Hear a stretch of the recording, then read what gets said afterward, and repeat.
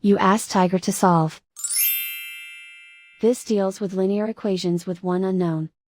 The final result is m equals 8. Let's solve it step by step. Simplify the expression. Expand the parentheses. Simplify the arithmetic. Multiply the coefficients.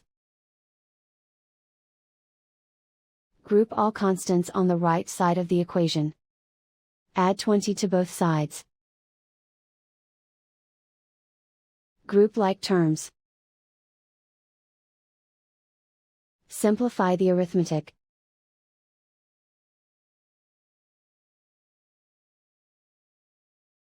Isolate the m.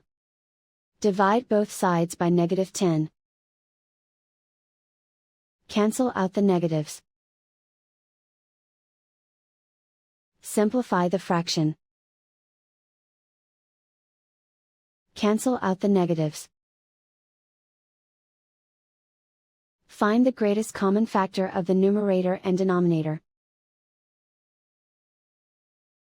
Factor out and cancel the greatest common factor. And so the final result is m equals 8.